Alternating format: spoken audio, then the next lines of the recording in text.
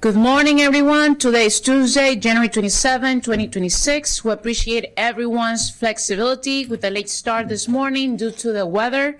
The proclamation is scheduled for this morning, recognizing the annual Delta Sigma Theta Sorority Incorporated Day has been rescheduled for February 3rd.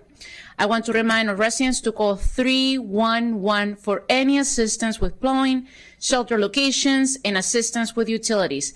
I know I speak for my colleagues in saying to please reach out to our offices for support as well. And also please have a lot of patience.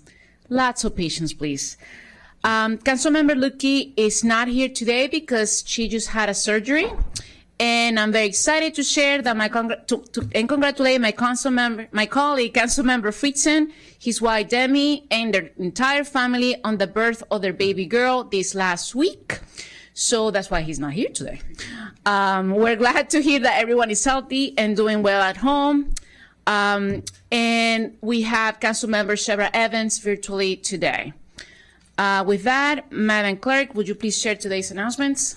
Good morning. The Council will receive testimony on the FY27 capital budget and FY27 to 32 capital improvements program on February 9th, 2026 at 1:30 p.m. and 6:30 p.m. and on February 10th, 2026 at 1:30 p.m. and 6:30 p.m. at the Council office building. Those wishing to provide testimony must register in advance on the Council's website or by calling 240-777-7803. Registration will close on Friday, February 6th, 2026 at noon. Also, public hearings for Bill 326, Administration Immigration Enforcement Guidance Required, the County Values Act, and Bill 526, Police, Mask or Facial Coverings Prohibited, the Unmask ICE Act, will be held on March 3rd, 2026 at 1:30 p.m. at the Council office building. Those wishing to provide testimony must register in advance beginning on Friday, January 30th on the Council website or by calling 240-777-7803. Thank you. And I see there are no minutes for approval today, so we're going to move on with agenda item 1 is a public hearing on Bill 2824, Employees Retirement System and Other Post-Employment Benefits Administration Powers and Duties. This bill will alter powers and duties regarding the administration of the Montgomery County Employee Retirement Plans and generally amend the law regarding the Employees Retirement System and Other Post-Employment Benefits. A Government Operations and Fiscal Policy Committee work session is scheduled for February 5th, 2026. Those wishing to submit material for the Council's consideration should do so by the close of business on January 29, 2026. As a reminder of our public hearing testimony guidelines, your comments must be limited to issues relevant to the public hearing topic for which you are testifying and are appropriate for a public meeting. You will hear a tone when your time is up, and we appreciate everyone abiding by their allotted time. With that, I'm going to ask those who are here to please come forward. I have Mr. Richard Madalino. Michael is not here, actually. Oh, no, he's not here. Linda Herman, Sarah, and then everybody else is virtual. So let's start with the in-person. Go ahead. Thank you very much, Madam President, Madam Vice President, members of the Council. My name is Rich Madalino. I'm the Chief Administrative Officer for the county government. Unfortunately, our Director of Finance, Mike Covey, is unable to be with us today because he is, I think, on the side of the road with a broken down vehicle. So, but he has written testimony. I want to start by taking just a few seconds to say thank you to all of the county employees who are have been working throughout this entire storm. Great service for our taxpayers, our residents, our business people. Ask for patience, as the Council President said, patience and partnership to get through this as we plow and clear as much as possible. With that, I'm speaking today on behalf of the county executive to express some concerns with this legislation. First, you should know, as the CAO, the law reserves certain and provides certain powers to the CAO to make sure that the retirement system is well managed, well functioned, and delivers on its promise to all of our employees for both retirement income and health insurance. We take that very seriously, and we're proud of the well-regarded nature of our system. We are right now, we are funded at 95%, 95.6%. When you look around in the region, around the country, that is a very good funded ratio. We were over 100%. We have declined a little bit because over the last few years, we have added additional benefits. It hasn't been the poor performance of the system, bad decisions. It's been decisions we've made in partnership with our employee organizations approved by all of you, too, that have increased the benefits, which changed the liability and dropped our funded status. But we have a well-regarded, well-functioned system that performs in the top quartile of public management systems. We also have two boards, right? We have the Board of Investment Trustees for our pension obligations to employees who still have pensions, and we have the Consolidated Retiree Healthcare Board. So two different boards. That board for the county share of that liability, thanks to our work together, that funded ratio is now all the way up to 79%. That is a level of performance that a few years ago, just 2 decades ago when we started at this, you would never imagine. So well-functioning plan. It has all of the tools necessary in order to make whatever changes. We just had a memorandum of understanding. When the board members came and said they wanted some changes, we worked through that. I would say there's no need to change the legislation, the law right now, because we have this new memorandum of understanding that accomplishes many of the goals that several reports came out suggesting we should do. So we have that in place. Let's let that function before we change the underlying law and make a permanent change to a system that works very well. Thank you. Ms. Linda Herman? Yes. My testimony is based on my experience as executive director of the retirement plans from 2004 to 2022 and as a trustee representing county retirees since October 2024. Bill 2824 would shift the selection of the actuary and setting actuarial assumptions from the CAO to BIT. The OLO report does not discuss why this bill is needed. Under current law, the CAO sets the assumptions after consulting with the BIT and the actuary with input from finance, OMB, OHR, and McGurp. This collaborative process of shared responsibility was strengthened by the attached MOUs signed by the chairs and the CAO. This collaboration is essential. The BIT does not have the expertise to set actuarial assumptions. The majority of trustees have heavy job obligations of their own. The BIT meets just 4 times a year. Making actuarial decisions that impact the funding when the trustees do not have the requisite knowledge could result in violations of their fiduciary duties and county law. That is why the boards and the CAO approved the MOUs. Moreover, trustees who participate in the defined benefit plan could face a conflict of interest and violate county law if they set actuarial assumptions that result in increased retirement benefits for themselves as plan participants. For a few trustees, Bill 2824 is just the start. They want the BIT to have independence from the county. The bottom line of Bill 2824 and the independence agenda is to exclude the CAO, who is the plan administrator by law. This change would weaken the strong internal controls and guardrails that protect the massive trust fund assets and the financial security of retirees and employees. During my 22 years with retirement, I worked closely with 4 different CAOs and dozens of board members.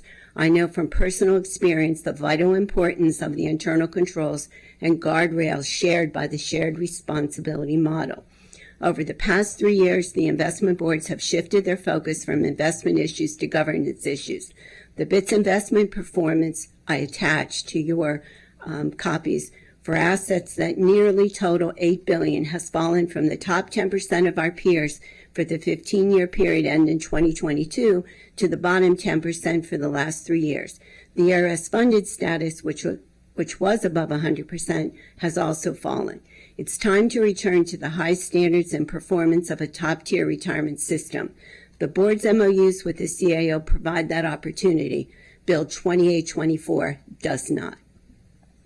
Thank you. Now we're going to move to virtual meetings. And I see next I have Sarah Harris.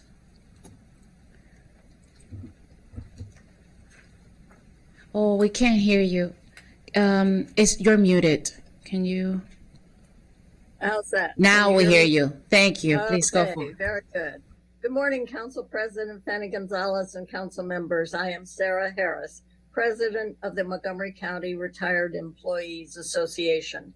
I am submitting my complete testimony for the hearing record, and today I want to make the following key points, 3 of them. First, until 2022, the investment boards for counties' retirement and retiree health benefits trust funds achieved top-tier results. Over the prior 15 years, the ERS, our pension plan, was in the top 10% compared to our peers nationwide and reached a funded status of more than 100%. But over the past 3 years, the board's focus shifted from investment issues to governance issues. The ERS's performance has fallen to the bottom 10%, and the funded status has fallen below 100%. Second, the investment boards need to refocus on what made them so successful until 2022, a governance model of shared responsibility between the boards and the county chief administrative officer. This model has been strengthened by memorandums of understanding signed by the 2 board chairs and the CAO on December 3, 2025. We retirees strongly support this highly successful model.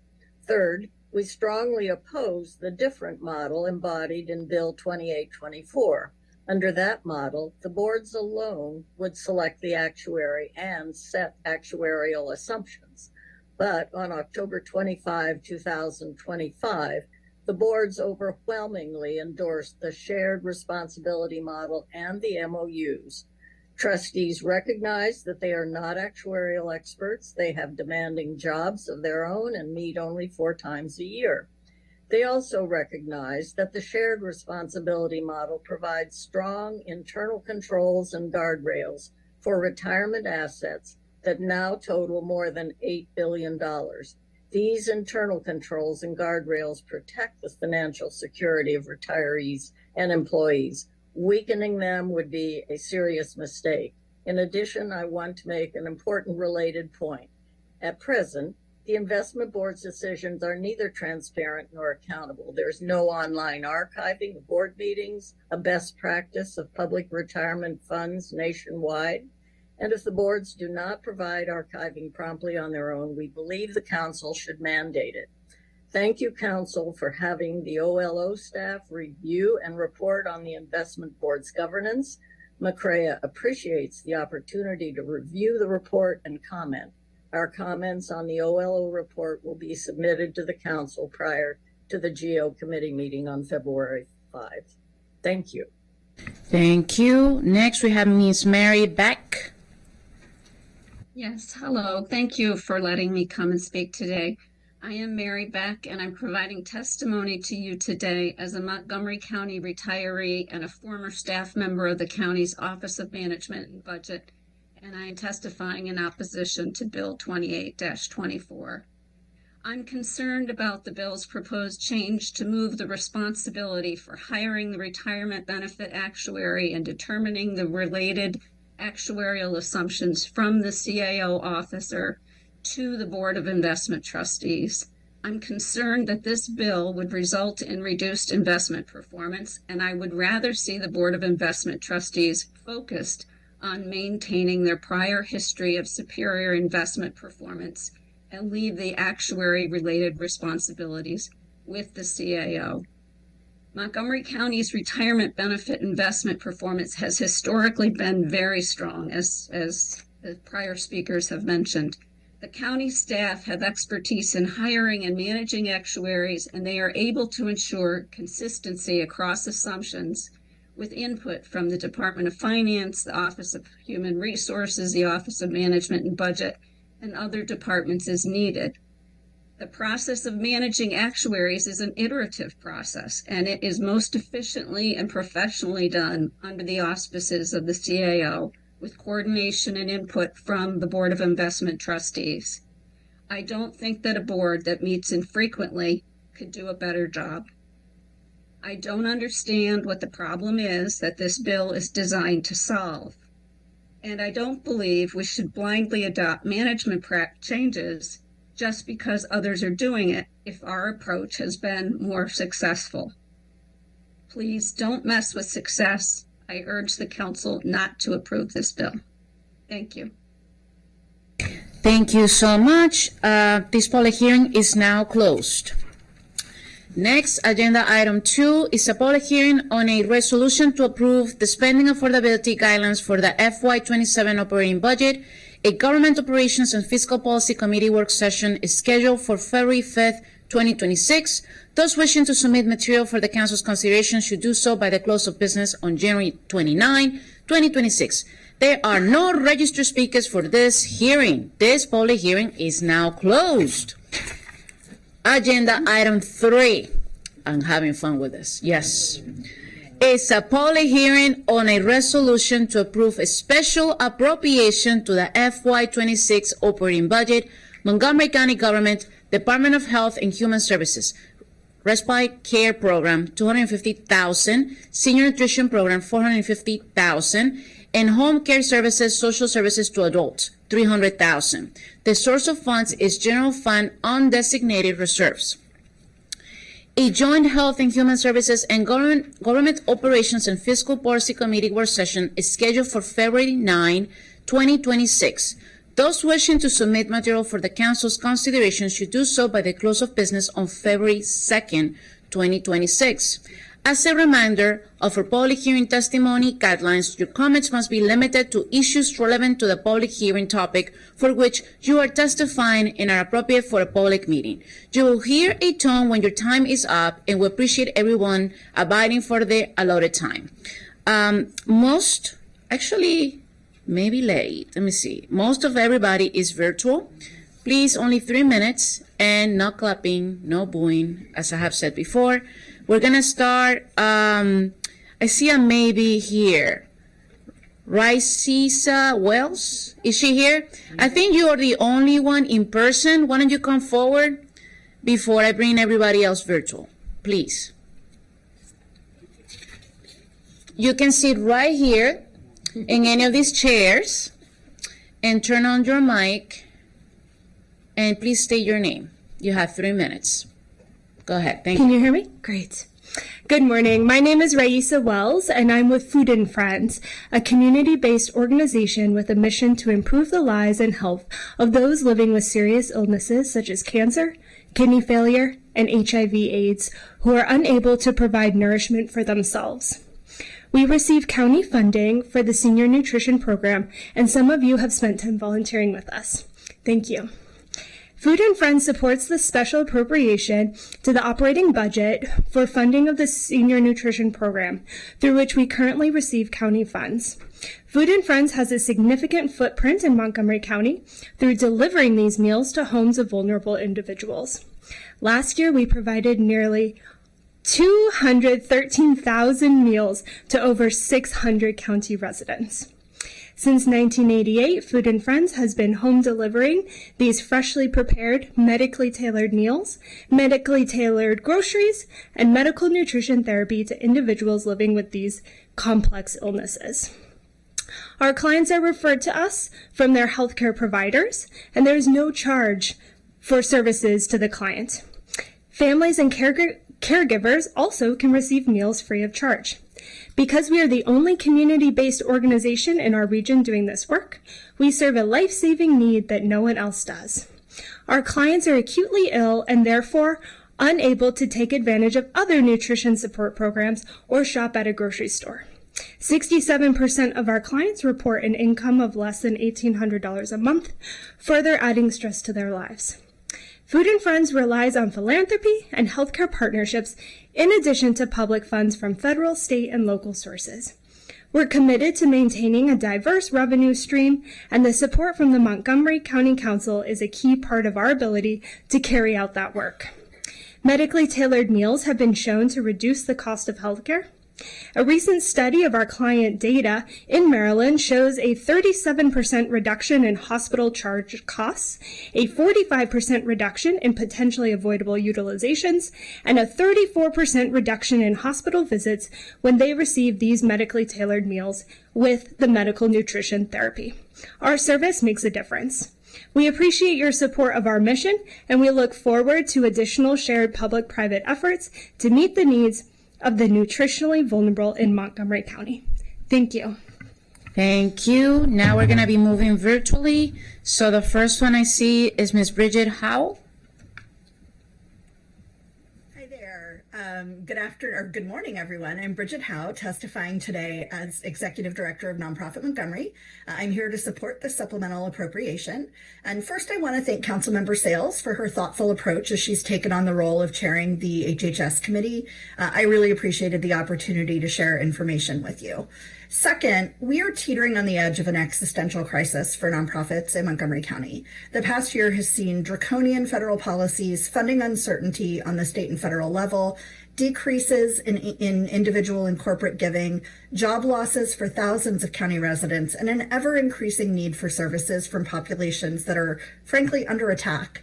While the past year has pushed nonprofits closer to the edge, the business model of nonprofit partnerships with the county was already under stress, as Nonprofit Montgomery explored in our 2025 State of Nonprofits report. So any solutions need to be threefold. First, nonprofits really do need additional funding to support programmatic expenses like those of providing respite and nutrition services. That includes program staff, food, supplies, tangible things that are used to support county residents.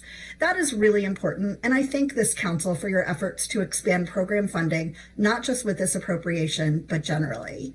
Second, we have to acknowledge that in order for nonprofits to be able to use the tangible supports, a lot happens behind the scenes. That requires computers, office space, access to the right technology product to both serve clients and meet contract requirements, payroll, insurance, accounting services, and much more. That's what we call back office or indirect costs. Any expanded funding for programmatic expenses must include, at a minimum, an additional 15% to cover the indirect costs of doing business. There are also low-cost, no-cost ways for the county to streamline and support county nonprofit partnerships. For example, Nonprofit Montgomery has 2 contracts with DHHS, and we're currently working to combine those into one. That is going to reduce our administrative burden, which is a good thing. Actions like this make a difference, and we appreciate DHHS's willingness to have those conversations. Third, it's evident that to meet this moment, organizations have to collaborate and coordinate more than ever, both within the sector and with other sectors. Collaboration and coordination work is really important, and it takes resources too. Finally, with regard to the supplemental appropriation, it meets really important needs for seniors and people with disabilities in the county. I applaud that their needs are being recognized and prioritized. I urge you to consider for this and for future appropriations how you can support not just the programmatic needs, but also the indirect costs of nonprofits doing business. Thank you. Thank you. Next, we have Ms. Linda Berkowski.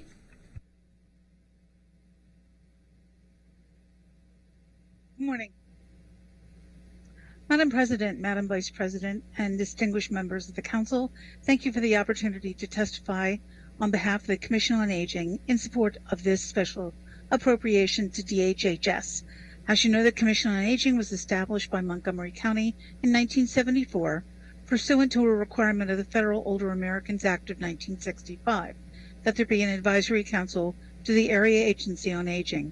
In that role, the Commission serves as an advocate for the health, safety, and well-being of approximately 240,000 dynamic and diverse Montgomery County residents aged 60 and over. Last October, when I testified before the Council's Health and Human Services Committee regarding the Commission's operating budget priorities for FY27, I raised the looming specter of increasing food insecurity among older people. The Senior Nutrition Program, or SMP, is the vanguard in preventing malnutrition among older adults, but demand far outweighs budget. The program currently serves over 10,500 individuals, receiving congregate and home-delivered meals, offering nutrition, connection, and companionship. However, there are so many more people who are eligible and who would benefit from SMP, but who can't be served because of inadequate funding. The proposed $450,000 earmark for SMP will mean that many of our older neighbors will not have to choose between food and other necessities. In my testimony, I also raised the FY26 shortfall anticipated for the county's home care and home aid services program. That program provides self-care services to frail adults with disabilities to help them remain in their own homes. The goal is to prevent or reduce the length of institutionalization and help relieve family members of some of their responsibilities as caregivers. The Commission wholeheartedly welcomes the allocation of $250,000 to the respite care program. We support respite in any setting, but particularly in people's homes, as a much-needed service that allows older and disabled residents to stay in their communities while supporting informal caregivers. There is currently a list of 315 individuals awaiting assessment for much-needed in-home supports, which are critical for aging in place. The proposed special appropriation would be essential in clearing the wait list and ensuring eligible residents can access these services. To be clear, providing relief to caregivers isn't just a nice thing to do. It has real financial consequences when you consider the annual cost of a shared nursing home room for private pay patients in Maryland is double that of homemaker home care aid services. Finally, I would be remiss if I didn't mention the Commission's position that in order for the county to fulfill its commitment to being age-friendly, the FY27 operating budget must reflect the reality that older residents are the fastest growing demographic in our county. To that end, I urge the County Executive and County Council to advocate for robust levels of funding for services and programs such as home care and respite, mental health, nutrition programs, expansion of villages, recreation, and transportation that are sufficient to meet the needs of older residents and their families. These are the necessary building blocks of a county that is, in fact, aging well together. Thank you. Thank you. Next, Mr. Ryan Miner. Oh, there you are. You look familiar, but I wasn't sure. I don't know.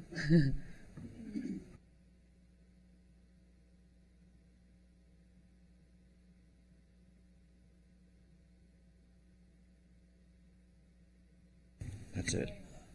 Thank you. As surprised as I am nervous to see you all. So, good morning. Yeah, I know. Good morning, Madam Council President, members of this council. My name is Ryan Miner, and I'm an older adult advocate and a volunteer hospice companion. And I'm very fortunate to spend a lot of time with Montgomery County's older adult community. And I'm here today to urge this council to please adopt the $1 million special appropriation service for older adult services. I wrote this thing, but I'm going to go off script. But I was inspired to speak today because I recently visited my grandmother, who's in a memory care community up in Washington County, and she's my only surviving grandmother. You see, I was born in Hagerstown, and I'm proud to say in part that I was raised by my 4 grandparents. My grandparents who lived in Hagerstown, they're what you call proud blue-collar Kennedy Democrats. And what that means is, I think to date, there's a picture of the Pope on the dining room. They updated it when the white smoke came, and then my late grandfather's union card is probably still in his wallet somewhere in their dining room. And I mean that. And it's a home now that sits empty. And my grandparents, they've saved every penny that they've earned. They lived in the same house since 1955, and my grandfather, he died in that house. My late grandfather, Scotty Miner, he retired in '98 after 38 years as a career Air Force chief. And then my late grandfather, Carol Hand, he was a union man. He kept the city of Hagerstown's lights on for 30 years as an electrical engineer with the old light plant. My grandmother, Maureen, who sadly left us last July at age 92 after her 15-year battle with Alzheimer's, she founded one of the most successful roofing companies in Washington County, and she was one of those women in the 60s that said, hell no, we're not going to take it. And then my only living grandmother, Joyce, she was a farm girl. She spent her career serving elementary school students lunch for Washington County Public Schools, which is a job that she still dearly loves and remembers. And I think Grandma Joyce is the one who passed down that trait to me. Speak first, but think about it sometimes later. So my grandparents' generation, they were tough. They were stoic. They did the work. They kept their heads down. They helped their neighbors unquestionably, and they did the right thing, like many of your grandparents. And I think sometimes my grandparents, they struggled to ask for help, and they just didn't know where to look sometimes. And I think it was a matter of pride and just that stoicism. None of my grandparents would probably benefit from the resources our Montgomery County Council is considering, because most of them are gone, and like I said, one's in memory care. But someone else's grandparents will. Someone else's grandparents will benefit from these resources. Every dollar that you allocate it's not abstract. I think that's my time. All right. Thank you for being here. Thank you for having me. Next, we're going back to virtual. I have Ms. Julie Abate. Good morning, members of the County Council. My name is Julia Abate. I am the Respite Administrator for the ARC of Montgomery County, a member of the Governor's Commission on Caregiving, and the Respite Ambassador for Montgomery County. My commitment to caregiving is both professional and deeply personal. I began my career as a direct support professional, working directly with individuals with disabilities and their families. Those early years made one thing very clear. Respite is not luxury, it's essential. Montgomery County has long recognized this. We are an age-friendly county, a dementia-friendly county, a county that cares for children and adults with disabilities, and one of the only county in Maryland that invests local dollars to build a strong, accessible respite system. This commitment matters now more than ever because the need is rising rapidly. We are an aging county. More people are living long enough to develop complex conditions, including dementia. And because state waiver waitlists and approval times continue to grow, more families must rely on respite to fill their gaps. Caregivers in our community are balancing full-time jobs, raising children, supporting parents, and providing medical-level care they were never trained in. They are exhausted, overwhelmed, and fearful of what will happen if they can't keep going. Respite protects their health, prevents crisis, and helps people remain safely in their home. But demand is now outpacing resources. In fiscal year 24, 474 people were enrolled in respite. In fiscal year 25, 562 people were enrolled. We are only halfway through fiscal year 26, and already 595 people are enrolled. But behind these numbers are real families. For example, our oldest caregiver is a husband that is 102 years old, caring for his 94-year-old wife who is blind and living with dementia. Parents raising children, including triplets with a genetic heart condition, trying to meet everyone's needs. An 83-year-old couple caring for their 43-year-old son with autism, still waiting for services after 7 years. These caregivers are dedicated, resilient, and doing everything they can, but they need support to continue safely and with dignity. Today, I respectfully ask the Council to increase funding for Montgomery County Respite so we can expand capacity, ensure families aren't turned away in their greatest vulnerability. Caregivers cannot wait. Older adults cannot wait.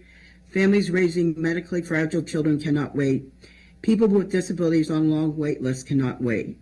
Your continued investment is not just a budget decision, it is a lifeline for hundreds of Montgomery County residents. Thank you for your commitment to the caregivers who hold this county together every day. Thank you. Next, we have Mr. Daniel Adams. Hello, am I audible? Yes, sir. Great. Good morning. My name is Daniel Adams. I'm here representing Meals on Wheels at Tacoma Park in Silver Spring. I'm proud to serve as its board chair. I'm also a volunteer. In fact, any other Tuesday, about an hour from now, I'd be preparing to deliver meals. We are strongly in favor of this resolution. We appreciate the council's foresight and leadership on issues like hunger and social isolation. We are grateful for the support you've provided us. The funding we receive from the county's senior nutrition program and Office of Food Systems Resilience helps ensure that we can deliver fresh, healthy meals, emergency food supplies, and in-person wellness checks to about 120 homebound neighbors. We support the proposal from Councilmember Sales and her colleagues to add funding to the senior nutrition program for meals served at congregate meal sites. Every weekday, Meals on Wheels brings these important services to a different population, seniors and other adults who are homebound. Our clients cannot safely shop or cook for themselves. They include the elderly as well as people with disabilities, illnesses, injuries. More than 60% of our clients live alone, and just as many make do on a monthly income under $1,300. In our 17 square mile service area, we estimate that there are more than 2,000 people who would benefit from Meals on Wheels but are not yet able to access our services. Even among our current clients, close to half tell us they experience hunger on days we don't provide meals like today. We're determined to develop solutions and partnerships that address these unmet needs. In a sign of progress to come, our community grant from Montgomery County allowed us to conduct recent interviews with our clients to better understand their needs and challenges. With responses from these interviews, we've established a vulnerability index that considers each client's food, health, social isolation, demographic circumstances. As this Week in Storm approached, preliminary data from this index helped us prioritize deliveries of non-perishable food supplies to our most vulnerable clients. So thank you for that. Thank you for that grant. The county's support is all more vital as our federal partners pull back. Cuts to senior services and food assistance programs will have disproportionate impact on Meals on Wheels clients. For example, many of our clients rely on SNAP or food stamps. When benefits were delayed last November, we received dozens of calls from anxious clients and other community members facing days without enough food. These challenges make us all the more grateful that Montgomery County's leaders and residents are taking action now and not waiting for another shoe to drop. Today's proposal reflects our county's strong commitment to its older adults, and we applaud you for working quickly to put it into law. Council members, feeding your neighbors is an investment. One of the previous speakers a few minutes ago outlined how food reduces healthcare costs.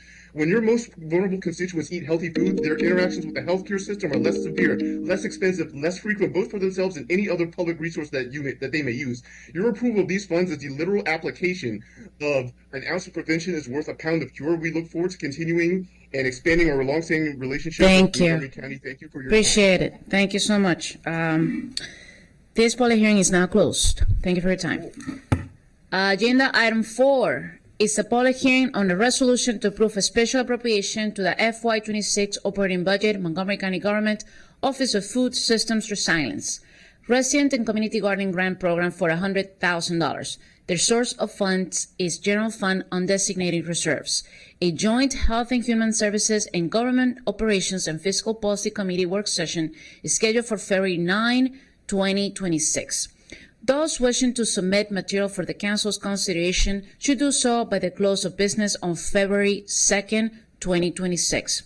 As a reminder of our public hearing testimony guidelines, your comments must be limited to issues relevant to the public hearing topic for which you are testifying and are appropriate for a public meeting. You will hear a tone when your time is up, and we appreciate abiding by their allotted time, which is 3 minutes.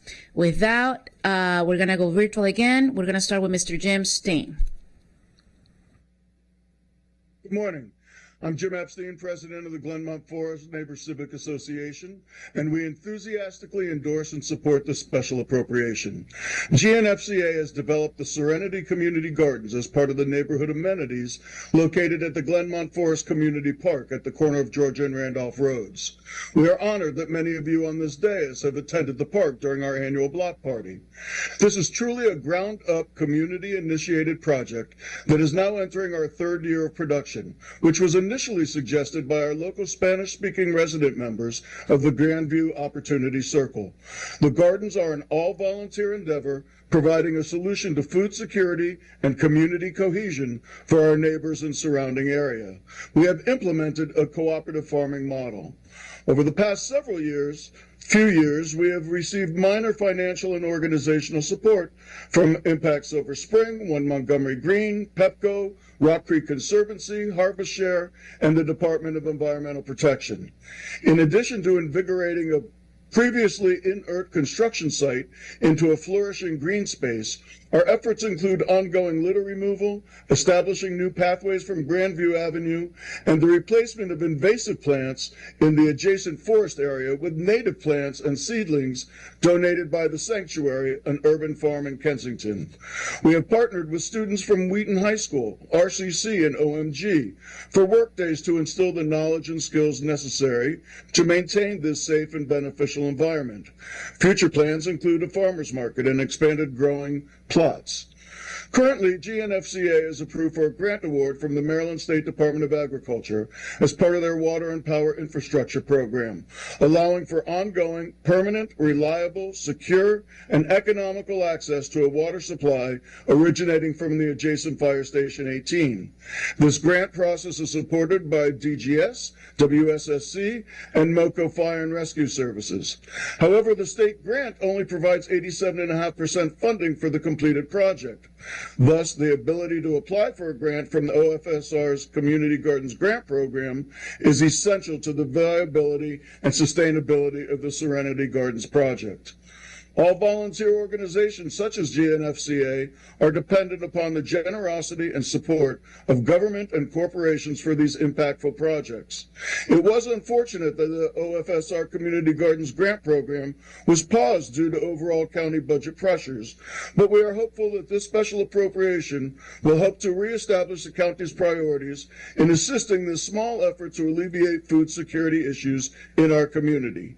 We hope that this relatively small grant program will help all volunteer organizations such as GNFCA contribute to the overall health and well-being of our residents and neighbors. Thank you so much for the opportunity to enthusiastically support this supplemental appropriation request. Thank you so much. I know AfriThrive has been trying to get a link. Are they on now? Guys? No? Is that a no? Okay. Well, they submitted their testimony via email, so we're going to move on. This public hearing is now closed. Agenda item 5 is a public hearing in action on a resolution to approve supplemental appropriation 2648 to the FY26 operating budget, Montgomery County Government, Department of Health and Human Services, Homeland Solutions Grant in the amount of $1,346,171. The source of funds is a state grant. Council action is scheduled immediately following this hearing. As a reminder of our public hearing testimony guidelines, your comments must be limited to issues relevant to the public hearing topic for which you are testifying and are appropriate for a public meeting. You will hear a tone when your time is up, and we appreciate everyone abiding by their allotted time. So we have 2 people in person. I see Miss Patricia Wami, is she here? And Mr. Thomas Gibson. Is that you? Okay. Can you please move forward and turn on the mic, sir? Thank you so much. Good morning to you all. My name is Thomas Gibson. I'm a resident at the Neville Street Emergency Shelter, and I'm here in support of the resolution. At Neville Street, they have a really great, dedicated staff, but there's not enough of them. So we have case management staff are pretty overwhelmed, whereas their caseloads have increased from manageable around 8 persons per case manager, now can be in excess of 30 people. So there are residents who need referrals for access to behavioral health, referrals for all kinds of referrals, SOAR referrals, referrals to services like Housing Unlimited, all kinds of stuff, but they're simply unable to, through no fault of their own, deal with the needs of every single one of their clients. In addition, they have so many operations staff, case aides who are extremely dedicated, but there's not enough of them. There were individuals during this snowstorm, thank God for them, who worked 24 and 36-hour shifts. There's a maintenance worker at the shelter who is approaching 1,100 consecutive days of work. That person needs a vacation. And they're just simply, we just need more staff for that purpose. Also, as you guys know, it's really hard out here for everyone. And so it's a lot more difficult for the shelter to source donations, food donations. And so it's becoming harder and harder for the shelter to continue to feed all the residents. And that's pretty scary. As far as rapid rehousing and move-in costs and exit bonuses, while the majority of the shelter residents are older and disabled, there are quite a few who are designated for rapid rehousing or self-resolvers, and there just simply aren't enough people who are able to, who make enough money to move out. And so the rapid rehousing is extremely important for these individuals because they're already working, but they really lack a support system. So by being able to go into rapid rehousing, they can kind of find stabilizers that will allow them to take over a period of time. And it's the same thing for self-resolvers, who are, again, working hard, but often have challenges getting that security deposit, first month's rent, stuff like that. So these funds are really necessary to help these individuals actually move from the shelter environment into housing. And that's all I have to add today. I thank you guys for your time. Thank you so much for coming here and your testimony. This public hearing is now closed. We will now move on to the action portion of this item. Is there a motion to approve supplemental appropriation 26-48? Moved by Council Vice President Marilyn Balcom. Second by Council Member Sales. Those in favor, please raise your hand. This is approved. Moving on to agenda item 6 is a public hearing and action on a resolution approve supplemental appropriation 26-2 to the FY26 capital budget, Montgomery County Government Department of General Services, Energy Conservation, MCG, in the amount of $1,163,055. The source of funds is utility incentives. Council action is scheduled immediately following this hearing. There are no registered speakers for this hearing. This public hearing is now closed. We will now move on to the action portion of this item. Is there a motion to approve supplemental appropriations 26-2? Moved by Council Vice President Balcom. Can I get a second? Second by Council Member Sales. Those in favor, please raise your hand. This motion passes. And the council will now sit as the district council for consideration of the introduction of 3 zoning text amendments, which is always very exciting. The first is introduction of zoning text amendment 26-02, overlay zone, regional shopping center, lead sponsors by Councilmember Fritzen and Council President Natalie Fanny Gonzalez. A public hearing is scheduled for March 3rd, 2026 at 1:30 p.m. I'm going to ask council staff if she wants to explain this. And let me tell you, the only reason why I'm doing this is because, there are 2 regional shopping centers in the county. One is in my district and the other one is in Fritzen's district. So this is why we're together on this one. I wanted to say that for the record. That's all. Go ahead. Thank you, Madam President and council members. Good morning. This CTA 2602 relates to Regional Shopping Center Overlay Zone.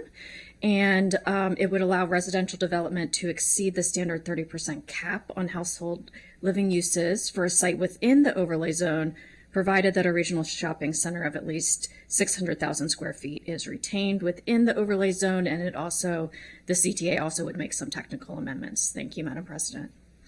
Thank you. The CTA is introduced. Oh, this thing. Uh-oh. No, I don't know what happened there. Agenda item 7B is the introduction of zoning text amendment 26-03, Biohealth Priority Campus eligibility. Lead sponsor is Councilmember Fritzen. Co-sponsors Council President Natalie Fanny Gonzalez and Council Members Lutke, Balcon, Evans, Stewart. A public hearing is scheduled for March 3rd, 2026 at 1:30 p.m. I'm going to ask council staff to please discuss the CTA. Thank you, Madam President. CTA 2603 would amend the definition of a biohealth priority campus.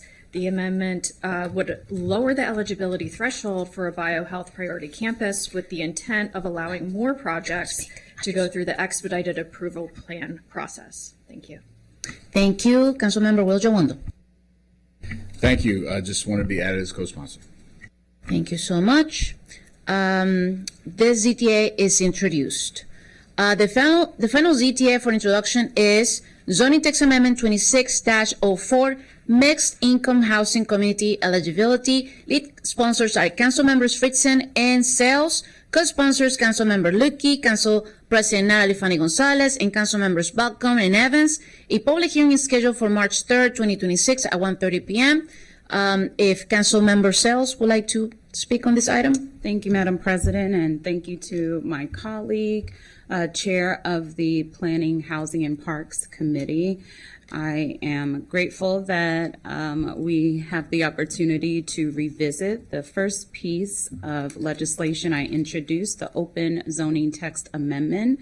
We know that in recent quarters, permitting of new housing developments has fallen sharply behind neighboring jurisdictions. It's also no secret that the rent is too high. Residents are overburdened, and we need to ensure that we are producing enough units to meet the needs of residents who want to call Montgomery County home. And we can do that by increasing the amount of applications who will take advantage of this expedited process. This is a small tweak to the original legislation. It expands eligibility to the process while also increasing the amount of housing each project will be expected to deliver. And while we are being a bit ambitious and flexible, I do urge my colleagues to vote in support and welcome any additional comments from Ms. Wellings.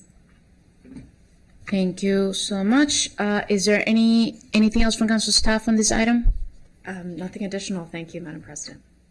Okay, thank you. The ZTAs is introduced.